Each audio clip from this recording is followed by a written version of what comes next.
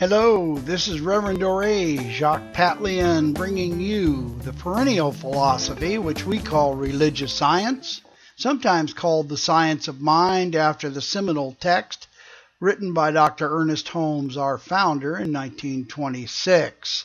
Today, let's talk about the essentials of good relationships. You know, we're all in relationships, either as a parent, lover, spouse, co-worker, friend, or as a son or daughter. Humans are social creatures, you know. We need relationships to keep healthy mentally, physically, and emotionally. We're not meant to be hermits or shut-ins.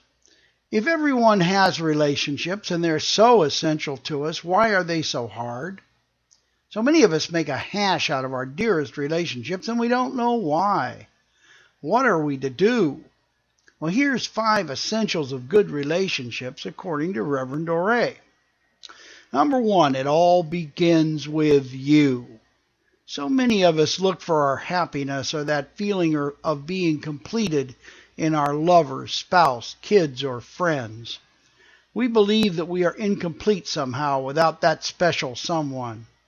We even often introduce our husband or wife as my better half. Not in my house, I can tell you that. That's rubbish. You are fully complete just as you are. So rule number 1 is that only you can make you happy and complete. Stop looking for your happiness outside of yourself. You know, happiness is a bit like the kingdom of God. It is within you. Stop looking over there or up there or down there. Happiness is the ultimate inside job. The strange thing about happiness is that once you have learned to be happy from the inside out, you begin to attract friends, love, opportunities, money. Everything starts to flow to you because you're now an attractive person. You're a magnet. How do you learn to be happy from the inside out? Now, that's a good question. Here's my way of doing it. Number 2. Learn to love and like yourself first. If you are single, take 6 months or a year and chill on the relationships for a while. Take a break. Learn to like your own company. Go within, read, learn, take a class. Take a wonderful trip with just you and you for company. See things you always wanted to see, but do it by yourself. Become self-sufficient. Be your own best friend. It is magnificently freeing. Being self-sufficient is like catnip to the opposite sex or whatever sex you enjoy. It's so rare these days because of so many codependent people that you're going to attract more attention than you ever dreamed of. Rule number 3, assume the good.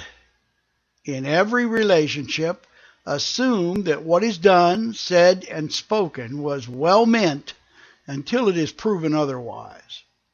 Most people are a bit clumsy in relationships and often don't say or do just the right things. Few people ever mean or intend to offend. They just aren't adept with words or emotions and they make mistakes. People who are quick to take offense are lonely people because nobody likes them. Don't be prickly and easily offended. It's a lousy state of consciousness driven by a small, insecure ego. You know, a big person assumes that everyone else has good intent. A small person looks for reasons for offense. Which will you be?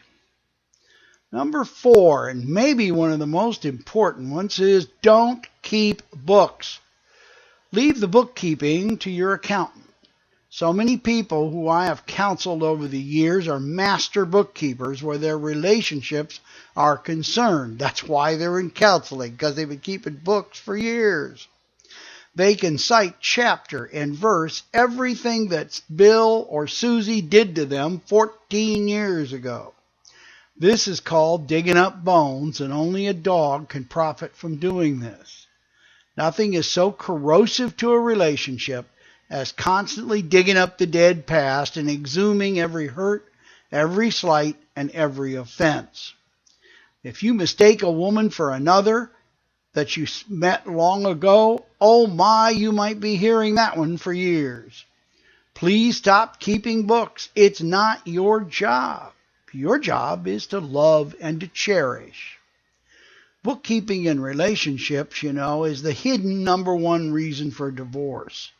No one talks about it much, but it's often the burr under the blanket that just keeps eating away at an otherwise fine relationship. And number 5, follow in the footsteps of the Master. Perhaps the greatest lessons of the Master Teacher, Jesus the Christ, was forgiveness and tolerance. These were brand new ideas in 32 AD when he was just before he ended his ministry. The general rule at that time was an eye for an eye and get them before they get you. If he could forgive tax collectors who worked on commission in those days and really made up the amount owed as they went along, because, the more they collected, the more they got paid, then why can't you forgive your husband for getting to take out the trash?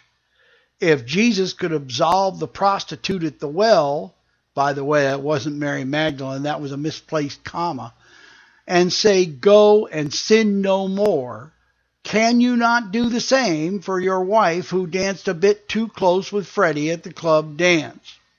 Jesus even forgave his executioners, saying, forgive them, they know not what they do, which is usually the case in most situations. People stumble through life not always knowing what they do. So try a bit of the Christ consciousness in your relationships and watch them bloom and grow. We're all Christ in training, every one of us. Some of us are further along the course of study than others, so lighten up and love all of the ones you're with. Until we meet again, I want you to walk in the light and love of God, the great soul, the great architect, the I Am. It is your greatest strength and your greatest help. This is Reverend Ore Jacques Patlian saying so long for now. Bye-bye.